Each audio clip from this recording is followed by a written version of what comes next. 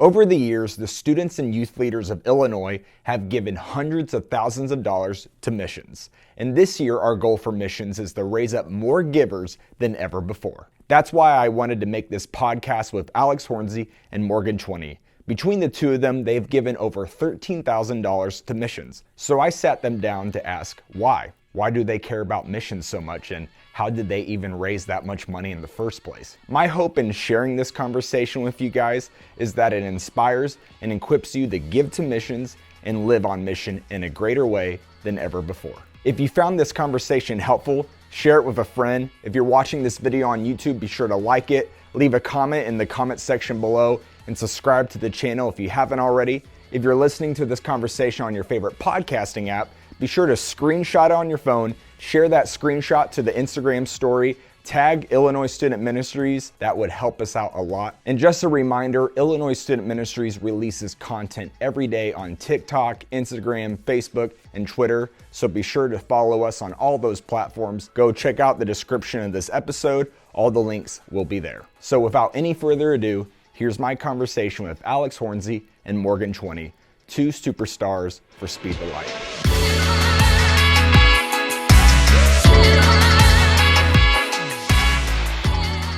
There was some point for each of you that you moved from being aware of Speed the Light to taking action for Speed the Light, being aware of missions and the need to take an action.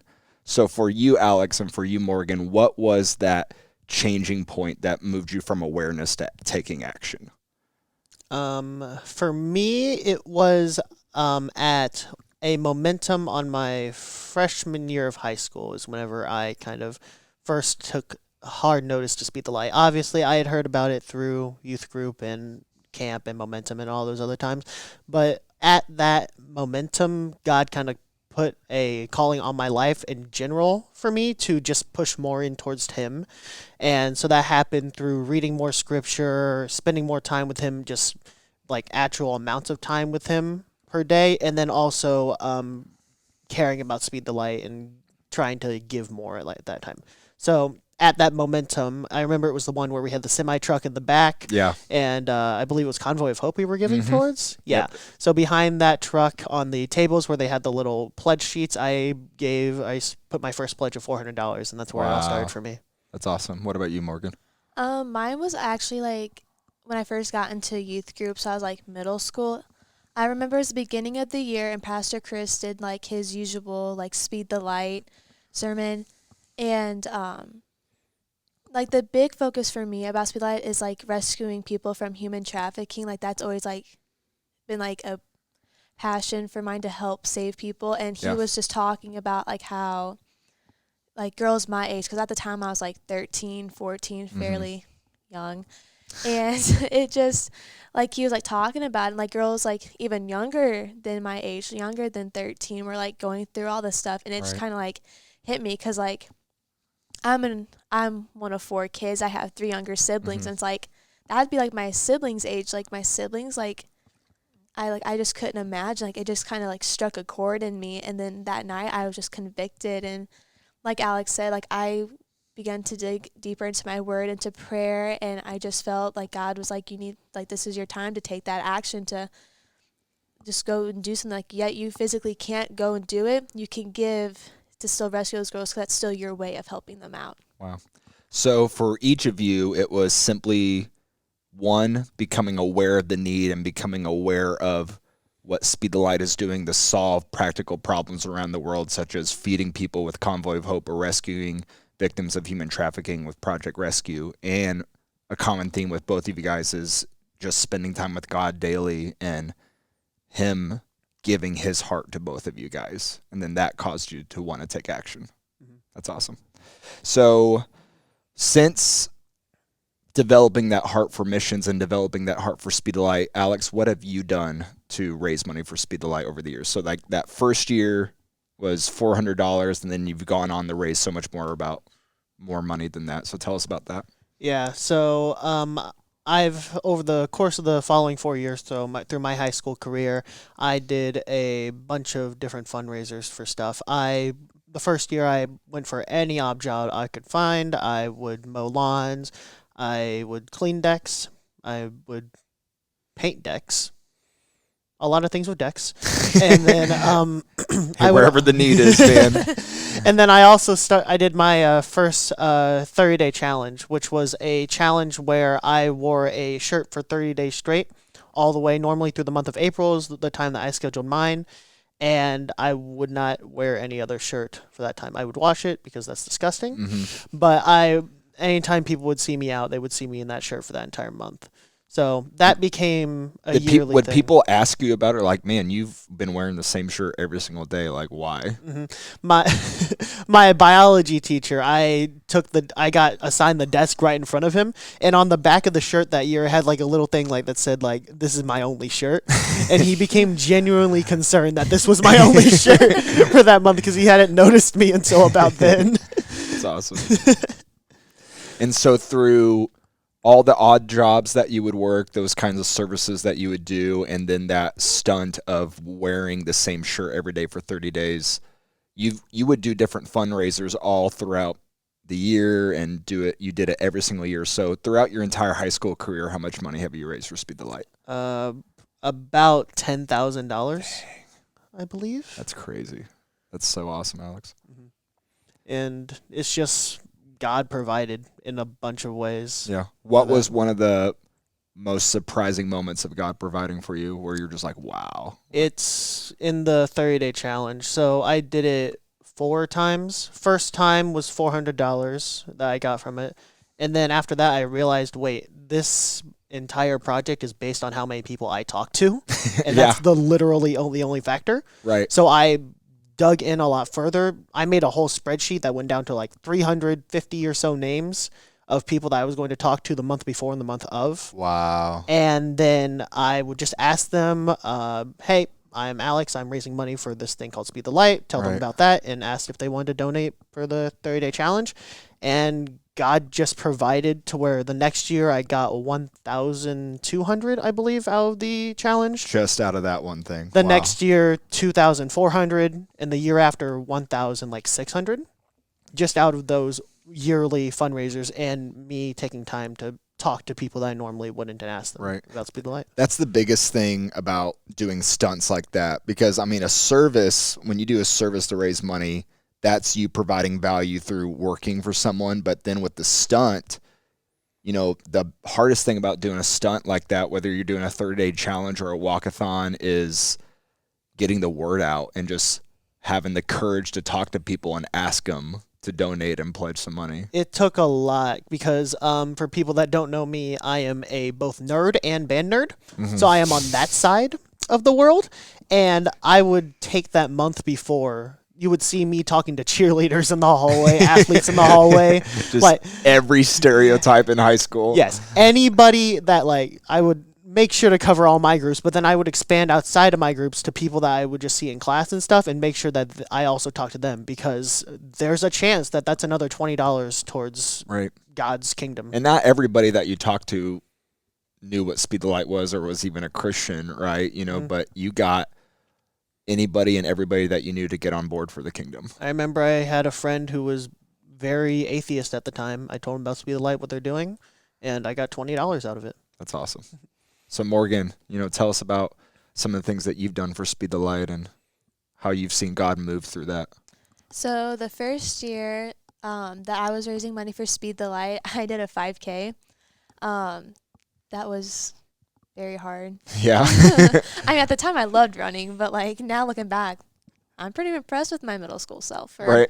What were you thinking? Your athletic ability as a 6th grader. Yeah. So with that, we made shirts and we had our own little Facebook page. Really just had reach out. I had a lot of people just donate money, not even buy a shirt.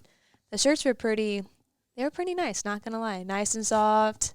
So you sold those shirts and you gave the proceeds for Speed the Light. Cool. I wore it on my run. My whole family came in their shirts. Pastor Chris came in his. He even ran with me a little bit. And then basically for the rest of the fundraisers I did was mainly a bake sale. I did a bake sale every year. I was kind of shocked. I didn't expect to make much. I was even told I I wouldn't expect too much out of this Mm-hmm. bake sale because it's a small thing to do. And I remember the first one that I did, I got maybe $300 out of it because I had this I made this fancy little poster about Speed the Light, Mm-hmm. and I'd have people just come by and they'd read it and they're like, how old are you? And I'm like, oh, I'm 13, 14. And they would just look at what I had made and they saw the reason that I was doing it. They were just so touched. I had my own little ministry right there in my driveway, Mm-hmm. telling others about Christ. I would just have like this, they would just give me money, not even wanting like a brownie or something. So Just the fact that yeah. they saw you doing something made them want to be a part of it too. Exactly, because it's not like you see many 13-year-olds doing a bake sale to help and save people from human trafficking across the world. For sure. Yeah. And so how much money throughout, I know you're still you're still a teenager, you're still in youth group now, but how much money from 5Ks to bake sales to anything else you've done, how much money have you raised so far? I've raised about like $3,000. Wow, that's awesome. Yeah. For me, you have to understand where I'm coming from because I grew up in youth group and I did nothing for Speed the Light.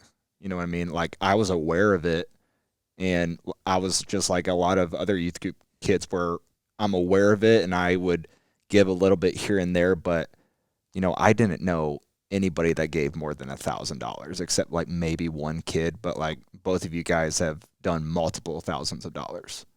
And it's nothing, you didn't have to do anything super crazy. You know, like you did a combination of different stunt fundraisers like 5Ks and 30-day challenges and then services like selling desserts and doing handyman jobs all around Bethalto. Right. Just working on decks.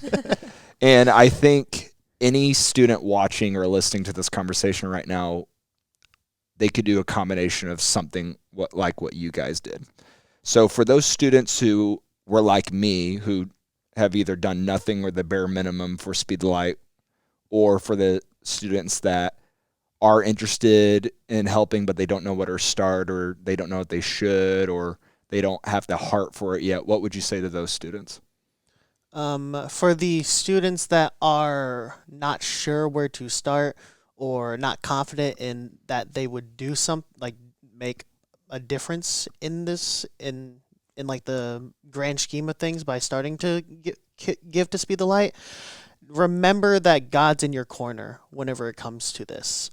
The reason that I got the stupid amount of money that I did from those challenges was because I let myself be just out there and let God take the wheel for in the hearts of the people that gave to me, and then they just gave. It was honestly surprisingly easy once God was in your corner, and once I understood that, it became so much easier to just simply put myself out there, do what I know that I feel like God's calling me to do to try to get this money, and just let God do the rest of the work. Wow, that's awesome. What about you, Morgan? I'd say for those who feel like they can't do anything, it's not about how much you raise. Like, if you can give $50, that $50 is going to go farther than what you think. Right. Like Alex said, like if it's in God's hands, like he's going to multiply it. And really, I just say pray about it. If you're not sure, you don't know, pray about it. God, if you ask for that, he's going to give it to you. He's going to give you a number. He's going to give you ideas. He's going to give it all to you if you just pray and ask for it. Yeah. A commonality between both of y'all's stories is both of you guys spent time with God in worship and in his word, and through that process of spending time with him, he gave you his heart, and then that has spurred you on to take action that has multiplied greater than what you could do on your own, you know, raising thousands of dollars for missions. And now it's not just both of you guys, you don't just raise money for this one-time thing a year. It's a lifestyle that you live right now. It's an action that also gives back to you. Giving also kind of selfishly lets you get closer to God because you're doing part of his work. Yeah. So just spending time with God, and he'll let you know that you're there, that he's there. Just don't be afraid. Like me and Alex, like we went out of our ways to doing like a little bake sale or going up to people who we don't talk to on a daily basis to ask for money. Like, don't be afraid to do it.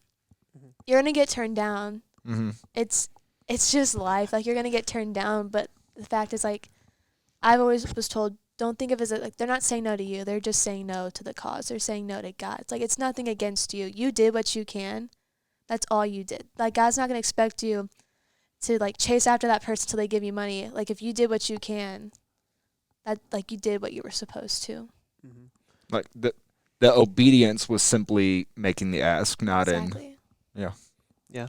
And know that the hardest part is starting, in my opinion. Because, again, once God gets in your corner, then he'll provide what you need. But in my opinion, it is the hardest part is starting, is finding the ability to care about what this money is going towards, finding the ability to think of these new ideas, to try to raise money and get closer to God. That's the hardest part. But once you start, then it's an amazing experience that you just want to keep doing. So how do you start? You know, if that's the hardest part, then how do you get to that point? It's just, I want to say just do it, but like Right? Honestly, if that's what it is, that's what it is. Like, start small, I think, is Yeah. something. At the time, I had just gotten my first job, and I'd grown up in the church, so I'd kind of learned about giving tithes and giving Mhm. part of my money that I earned to God. So I took that money and gave it to Speed the Light, and that was my first bit of income for that first $400.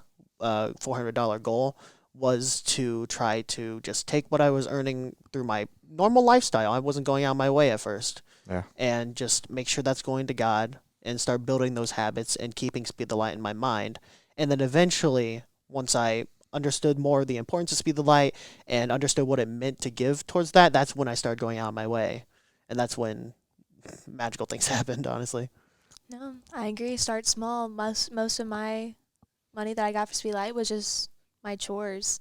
I literally started by doing chores on the house. That's where my money came from for majority of what I raised. And reiterating that what Morgan said earlier is that those small things are going to matter because they're in God's hands. So don't think that just because you're starting small and you're at small, that is not making a difference until you get these big grand schemes. Know that that small amount of money is going to go a long way in the Father's hands. Thank you guys so much for checking out this conversation that I had with Alex Hornsey and Morgan Twente all about missions. If you want to see more content like this, you should check out this video that I made with Pastor Chris all about having a heart for missions in the year 2021. And if you want to learn more about living on mission, check out this conversation I had with Billy Willis. It's all about how to talk to your friends about Jesus. For now, that's all I have for you guys. Thank you so much for checking us out. See you next time.